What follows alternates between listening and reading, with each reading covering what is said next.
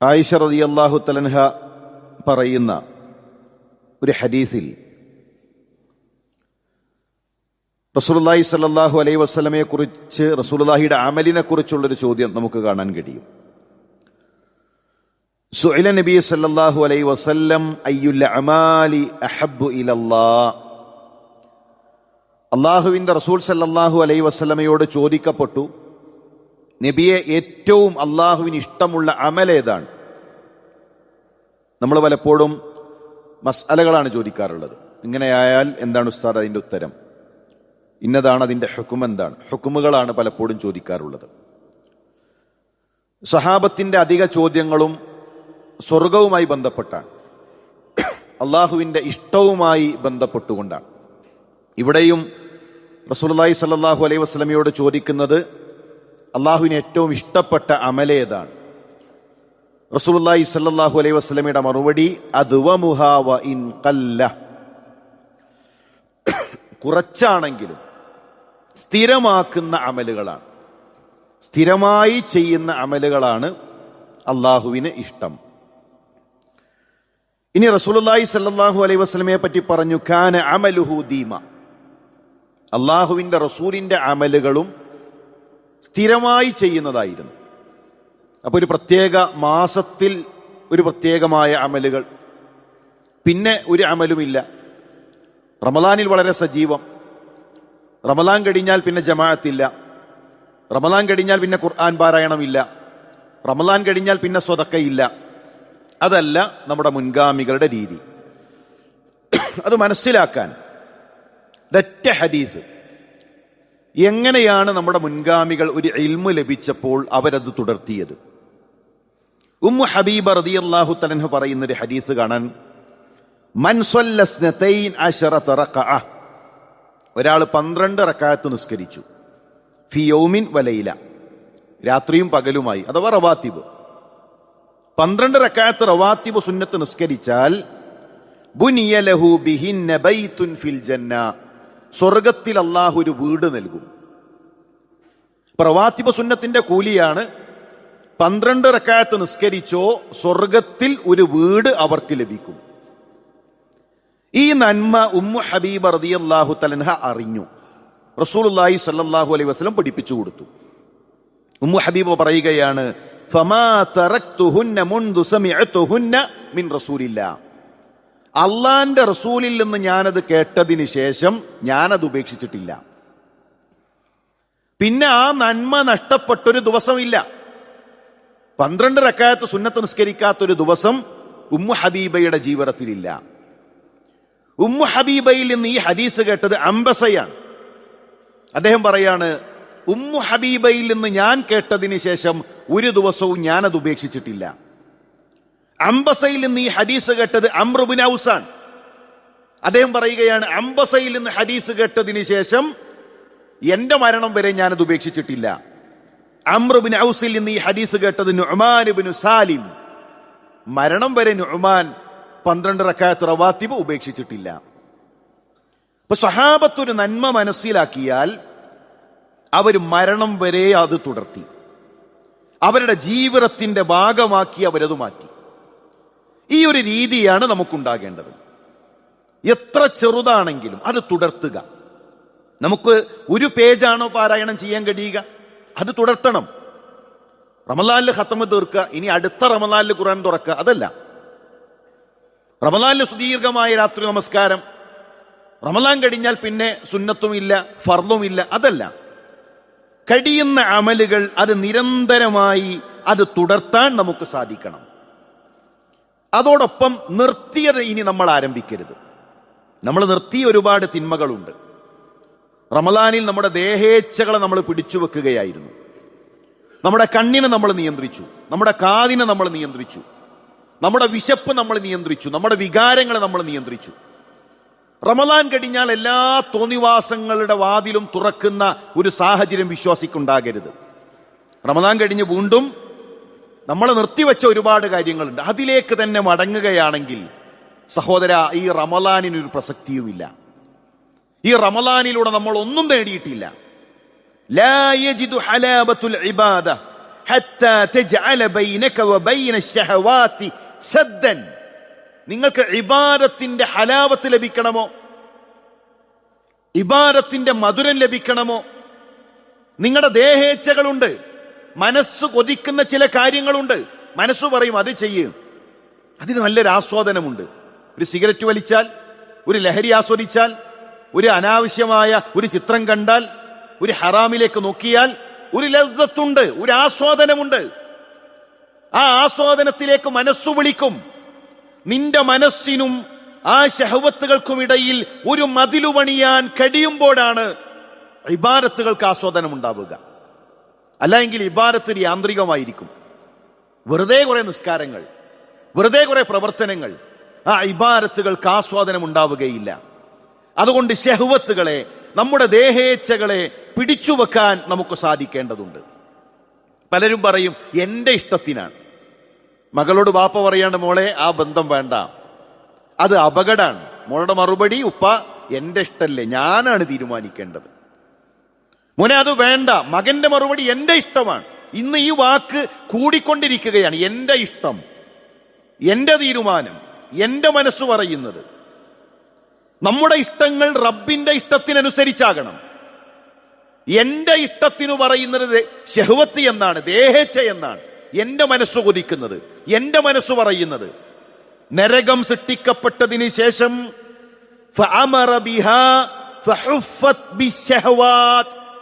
നരകത്തെ ശഹ്വത്തുകൾ കൊണ്ടാണ് പൊതിഞ്ഞത്. നരകത്തിലേക്കുള്ള വഴി മനസ്സു കൊതിക്കുന്നതാണ്. മനസ്സിനു പലതും കേൾക്കാൻ ഇഷ്ടമുണ്ടാകും, മനസ്സിനു പലതും ആസ്വദിക്കാൻ ഇഷ്ടമുണ്ടാകും. ആ ശഹ്വത്തുകളാണ് നരകത്തിലേക്കുള്ള വഴികൾ. ആ ശഹ്വത്തുകൾ കൊണ്ട് നരകത്തെ പൊതിഞ്ഞ് അള്ളാഹു ജിബ്രീലിനോട് പറഞ്ഞു, ജിബ്രീൽ താങ്കൾ ആ നരകത്തെ ഒന്ന് കണ്ടുവരൂ, നരകത്തിന്റെ ചുറ്റുമുള്ള പ്രവർത്തനങ്ങളെ കണ്ടുവരൂ. നരകം കണ്ട് ജിബ്രീൽ അലൈഹിസ്സലാം പറയുന്നത് വഇസ്സതിക്, റബ്ബേ നിന്റെ പ്രതാപം തന്നെയാണ് സത്യം. ലഖദ് ഖശീതു അല്ലാ യൻജു മിൻഹാ അഹദുൻ ഇല്ലാ ദഖലഹാ. ആ നരകത്തിൽ നിന്ന് ആരും രക്ഷപ്പെടുകയില്ല എന്ന് ഞാൻ പേടിക്കാണ്. കാരണം മനുഷ്യന്റെ മനസ്സു കൊതിക്കുന്ന കാര്യങ്ങളാണ് നരകത്തിലേക്കുള്ള വഴി. ഇനി പ്രത്യേകം നമ്മൾ ഇവിടെ ഒരു തീരുമാനമെടുക്കേണ്ട ഒരു വിഷയം, ഇവിടെ തടിച്ചുകൂടി എത്ര ആളുകളുണ്ട്? നമുക്ക് ജുമുഅ മാത്രമല്ലല്ലോ ഉള്ളത്. സുബഹി ജമാഅത്തിന് പള്ളിയിലെത്താത്ത ഒരു മുസ്ലിം സഹോദരൻ ഉണ്ടാകരുത്. സുബഹിയുടെ മുമ്പുള്ള 2 റക്അത്തിന്റെ കൂലി ഈ ദുനിയാവിനേക്കാൾ ഖൈറാണ്. അപ്പൊ സുബഹിക്ക് എത്ര പ്രതിഫലമുണ്ട്?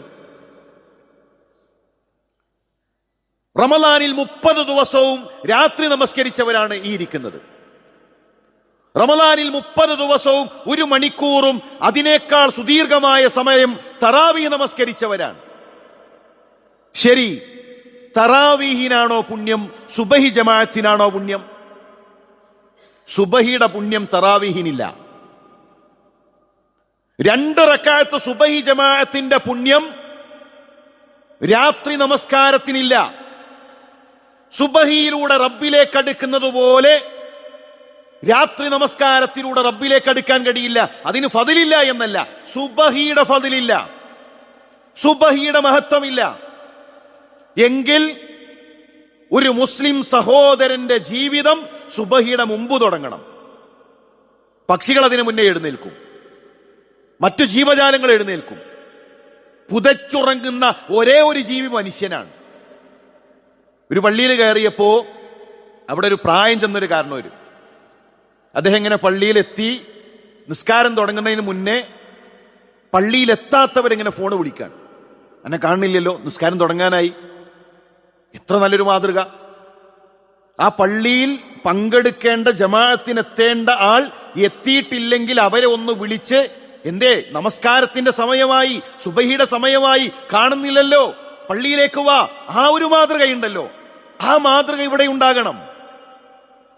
നമ്മുടെ മഹല്ലിൽ, നമ്മുടെ പള്ളിയിൽ, ഇവിടെ ദഅവാ പ്രവർത്തനങ്ങളിലുള്ള, സംഘടനാ പ്രവർത്തനങ്ങളിലുള്ള, മറ്റു കാര്യങ്ങളിലുള്ള ഒരു സഹോദരൻ സുബഹിക്ക് കാണുന്നില്ല. ചോദിക്കണം, എന്തേ സുബഹിക്ക് കാണുന്നില്ലല്ലോ? ആൾക്കൂട്ടത്തിൽ ചോദിക്കണ്ട, പരസ്യമായി ചോദിക്കണമെന്നില്ല. ഒന്ന് പതുക്കെ തോളിൽ തട്ടിയിട്ട് ചോദിക്കണം, എന്തേ സുബഹിക്ക് വരാത്തത്? എന്തേ നിർബന്ധമായ സുബഹി ജമാഅത്തിന് കാണാത്തത്? മറ്റു കാര്യങ്ങളിലെല്ലാം ഉഷാറാണല്ലോ, പക്ഷെ അത് മാത്രം പോരാ, സുബഹി നിർബന്ധമാണ്, സുബഹിക്കെത്തണം. സുബഹിക്ക് എഴുന്നേൽക്കാത്ത ഭർത്താവിനോട് ഭാര്യ ചോദിക്കണം, എന്തേ സുബഹി നമസ്കാരത്തിന്റെ വിഷയത്തിൽ ഈ ഒരു പ്രശ്നം? സുബഹി നിർബന്ധമായി സുബഹിക്ക് പള്ളിയിലേക്ക് എത്തുന്ന സാഹചര്യം ഉണ്ടാകണം. റസൂലുള്ളാഹി സ്വല്ലല്ലാഹു അലൈഹി വസല്ലം പറഞ്ഞു, വലൗ യഅലമൂന മാ ഫിൽ അതമ വസ്സുബ്ഹ്, സുബഹിയുടെ പുണ്യം അവരറിഞ്ഞിരുന്നുവെങ്കിൽ ലഅതൗഹുമാ വലൗ ഹബവ, അവര് മുട്ടിലിടഞ്ഞുകൊണ്ടെങ്കിലും പള്ളിയിലേക്ക് എത്തുമായിരുന്നു. നടക്കാൻ കഴിയില്ല, മറ്റു സൗകര്യങ്ങളില്ല, മുട്ടിലിടഞ്ഞുകൊണ്ടാണ് അവർക്ക് പള്ളിയിലെത്താൻ കഴിയുന്നത് എങ്കിലും സുബഹിയുടെ ഫളിൽ അറിഞ്ഞാൽ, സുബഹിയുടെ മഹത്വം അറിഞ്ഞാൽ അവർ സുബഹിക്കെത്തും. ഇപ്പൊ സുബഹിക്കെത്താത്ത അവസ്ഥ ഉണ്ടാകരുത്. പരസ്പരം ഉപദേശിക്കണം, കാണാത്തവരെ ചെന്ന് വിളിക്കണം. നേരം വൈകി എത്തുന്നവരോട് കുറച്ച് നേരത്തെ എത്തണം. ഇന്നൊരു റക്അത്ത് പോയിട്ടോ, അത് മോശാണ്. നേരത്തെ എത്തി 2 റക്അത്ത് നിസ്കരിച്ചാൽ എത്ര കൂലിയാണ്. അങ്ങനെ ഒന്ന് ഉപദേശിച്ച് സുബഹി ജമാഅത്ത് ഇവിടെ കൃത്യമായി നടന്നാൽ നമ്മുടെ കുടുംബത്തിലെ പ്രശ്നങ്ങൾ തീരും, നമ്മുടെ മറ്റു വിഷയങ്ങൾ തീരും. അതുകൊണ്ട് ആ വിഷയത്തിൽ ഒരു ശ്രദ്ധയുണ്ടാകണം. ഇനി നമുക്ക് രാത്രി മുഴുവൻ നിന്ന് നിസ്കരിക്കാൻ കഴിയുമോ? ഇനി നമുക്ക് രാത്രി മുഴുവൻ നിന്ന് നമസ്കരിക്കാൻ കഴിയുമോ? കഴിയും. ആ കൂലി നമുക്ക് കിട്ടും. റസൂലുള്ളാഹി സ്വല്ലല്ലാഹു അലൈഹി വസല്ലം പറഞ്ഞു, മൻ സ്വല്ല സുബ്ഹ് ഫീ ജമാഅത്തിൻ ഫകഅന്നമാ സ്വല്ല അൽ-ലൈല കുല്ലഹ്. ഒരാൾ സുബഹി ജമാഅത്തായി നമസ്കരിച്ചാൽ രാത്രി മുഴുവൻ നമസ്കരിച്ചവന്റെ പ്രതിഫലമാണ്. എത്ര വലിയ പ്രതിഫലം! രാത്രി മുഴുവൻ നമസ്കരിച്ച പ്രതിഫലം സുബഹി ജമാഅത്തായി നമസ്കരിച്ചാൽ. എങ്കിൽ അത് നമ്മൾ നഷ്ടപ്പെടുത്തരുത്. സുബഹി കഴിഞ്ഞ് കുറച്ച് ദിക്ർ ചൊല്ലി, ചൊല്ലേണ്ട അദ്കാറുകളൊക്കെ ചൊല്ലി, അങ്ങനെയാണ് നമ്മൾ തിരിച്ചു പോകേണ്ടത്. അദ്കാറുകൾ നമ്മുടെ ജീവിതത്തിന്റെ ശീലമാകണം. ഹജ്ജാജ് ഇബ്നു യൂസുഫ്, ഹജ്ജാജ് എത്ര വലിയ പോക്കിരിയായ ഭരണാധികാരിയാണ്! ഹജ്ജാജിന്റെ പ്രവർത്തനങ്ങൾ എത്ര ഭീകരമാണ്! ആ ഹജ്ജാജ് അബ്ദുല്ലാഹി ഇബ്നു ജഅഫർ അദ്ദേഹത്തിന്റെ മകൾ ഉമ്മു കുൽസൂമിനെ വിവാഹം കഴിക്കുന്നുണ്ട്. ഹജ്ജാജ് ഭരണാധികാരിയാണ്, അധികാരമുണ്ട്. അതുകൊണ്ട് തന്നെ മകളെ വിവാഹം കഴിപ്പിച്ചു കൊടുക്കേണ്ടി വന്നു. ഇഷ്ടപ്പെട്ട് കല്യാണം കഴിപ്പിച്ചതല്ല, പക്ഷെ ചില രാഷ്ട്രീയപരമായ കാരണങ്ങൾ അവിടെ വിവാഹം നടന്നു. ഹജ്ജാജ് എത്രയാളുകൾ വിറപ്പിച്ച പോക്കിരിയാണ്. പക്ഷേ ഒരു ദിവസം പോലും ഉമ്മു കുൽസൂമിന് ഹജ്ജാജിന്റെ കീഴിൽ ഒരു പ്രയാസവും ഉണ്ടായിട്ടില്ല. കല്യാണം നടന്നു, മരണം വരെ വീട് കൂടിയിട്ടില്ല, ഒന്നിച്ച് താമസിച്ചിട്ടില്ല. മരണം വരെ ഹജ്ജാജ് ചെലവിന് കൊടുത്തു. ഇതെങ്ങനെ? ഈ അത്ഭുതം എങ്ങനെ?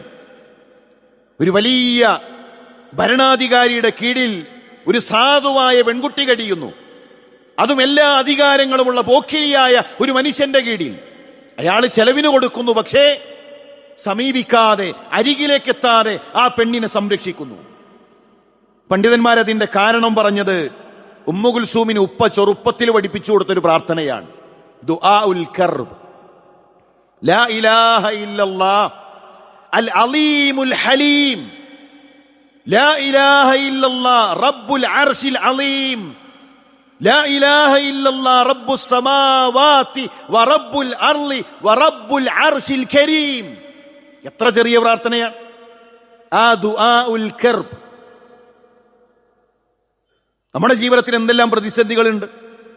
നമ്മൾ മക്കളെ പഠിപ്പിക്കണം, നമ്മൾ ചൊല്ലണം, അദ്കാറുകൾ നമ്മുടെ ജീവിതത്തിൽ ഉണ്ടാകണം. ഏതു വലിയ പ്രതിസന്ധിയും നമുക്കവിടെ സുരക്ഷയായി ഇത്തരം പ്രാർത്ഥനകൾ മാറും. അതുകൊണ്ട് തന്നെ റമദാൻ കഴിയുന്നതോടുകൂടെ പ്രാർത്ഥനകളും അദ്കാറുകളും അവസാനിക്കരുത്. ഒരു കുട്ടിയെ സംബന്ധിച്ചിടത്തോളം, ചെറിയൊരു കുട്ടി കരഞ്ഞു തുടങ്ങിയാൽ ആരുടെ കയ്യിൽ കൊടുത്താലും കുട്ടി അടങ്ങില്ല, കുട്ടിക്ക് സമാധാനാകില്ല. ഉമ്മാന്റെ കയ്യിലെത്തണം, അപ്പോഴേ കരച്ചിൽ നിർത്തുള്ളൂ. ഉമ്മയുടെ കയ്യിലേക്ക് എത്തുന്നത് വരെ ആ കുഞ്ഞ് കരഞ്ഞുകൊണ്ടേയിരിക്കും. നമ്മളും അങ്ങനെയാകണം. ഒരു പ്രയാസം വന്നാൽ റബ്ബിന്റെ മുന്നിലേക്ക് വെക്കണം, അപ്പോഴേ നമുക്ക് ആശ്വാസമാകാൻ പാടുള്ളൂ. മനുഷ്യന്മാരോട് പറഞ്ഞിട്ട് നമുക്ക് തൃപ്തിയാകരുത്. മനുഷ്യരുടെ മുന്നിൽ പ്രശ്നങ്ങൾ ഇറക്കി വെച്ചിട്ട് നമുക്ക് തൃപ്തിയാകരുത്. നമ്മൾ കരഞ്ഞ് റബ്ബിനോട് കരഞ്ഞുകൊണ്ട് ചോദിക്കുമ്പോഴാണ്, റബ്ബിനോട് പറയുമ്പോഴാണ് നമുക്ക് തൃപ്തിയാകേണ്ടത്. റമളാൻ കിടിഞ്ഞാലും നമുക്ക് പ്രാർത്ഥിക്കണം, നമുക്ക് റബ്ബിനോട് നിരന്തരമായി ചോദിക്കണം. അങ്ങനെ നന്മകളിൽ തുടരാൻ നമുക്ക് സാധിക്കണം. അല്ലാഹു അതിനുള്ള തൗഫീക്ക് നൽകി അനുഗ്രഹിക്കട്ടെ.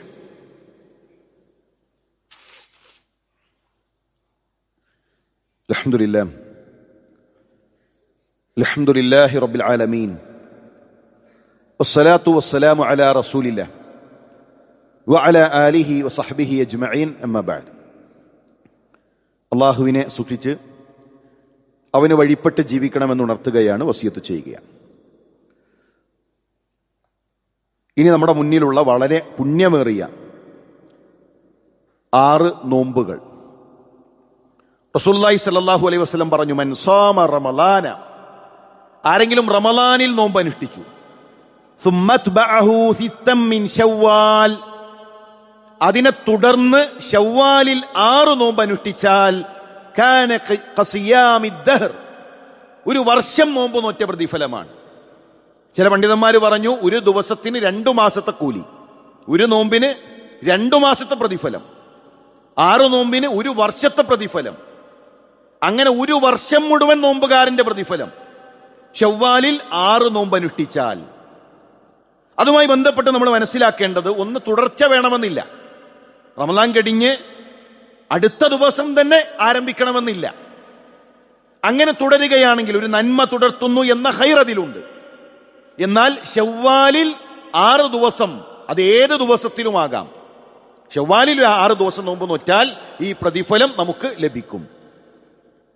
ഇനി ചില ആളുകൾ ചോദിക്കാറുണ്ട്, റമളാനിൽ നോമ്പ് ബാക്കിയുണ്ട്, പ്രത്യേകിച്ച് സ്ത്രീകൾ റമളാനിൽ നോമ്പ് നോറ്റുവിട്ടിട്ടില്ല, റമളാനിൽ ഹൈദ് കാരണം നോമ്പ് നഷ്ടപ്പെട്ടു, അല്ലെങ്കിൽ 2 നോമ്പ് എനിക്ക് കടമുണ്ട്, അത് നോൽക്കാതെ ശവ്വാലിലെ നോമ്പ് നോൽക്കാമോ?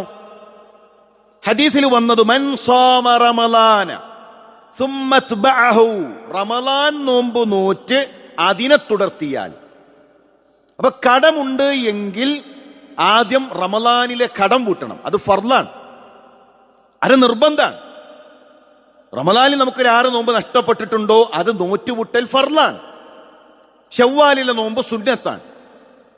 ഫർള് വീടിയതിന് ശേഷം, ആ റമളാൻ പൂർത്തീകരിച്ചതിന് ശേഷം അതിനെ തുടർത്തുമ്പോഴാണ് ഈ പ്രതിഫലം ലഭിക്കുക. അതുപോലെ ചില ആളുകളുടെ ഒരു സംശയമാണ്, അപ്പൊ 2 ഒറ്റ നിയ്യത്തിൽ പറ്റുമോ? ഫർള് നോമ്പ് തന്നെ ശവ്വാലിൽ ആ കൂലി കൂടെ കിട്ടാൻ, അത് പിന്നെ ഒരു ഫർളും ഒരു സുന്നത്തും ഒന്നിച്ച് ചെയ്യുക എന്നുള്ളത് ശരിയായ രീതിയല്ല.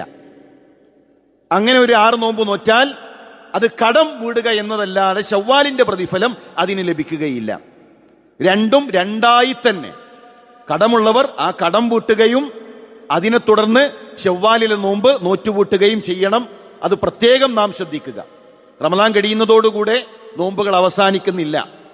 അപ്പോ കഴിയുന്നതും നേരത്തെ, ചില ആളുകൾക്ക് അവസാനത്തേക്ക് അതിങ്ങനെ നീക്കിവെക്കും, എന്നിട്ട് 2 നോമ്പ് നഷ്ടപ്പെടും. നിർബന്ധ നോമ്പ് തന്നെ ഇനി അവസാന സമയത്തേക്ക്, പ്രത്യേകിച്ച് ഗർഭിണികളും കുട്ടികളുള്ളവരൊക്കെ അവസാന സമയത്തേക്ക് മാറ്റിവെച്ച് എത്രയോ ദിവസങ്ങൾ നോമ്പ് കടം പൂട്ടാനുള്ള ദിവസങ്ങൾ കടന്നുപോകും. ആ കടം പൂട്ടാൻ കഴിവുള്ള സമയം വന്നെത്തിയാൽ കടം പൂട്ടൽ നിർബന്ധമാണ്. അതുകൊണ്ട് തന്നെ അത്തരം കാര്യങ്ങൾ നമ്മൾ ശ്രദ്ധിക്കുക, നന്മകളിൽ മത്സരിക്കുക.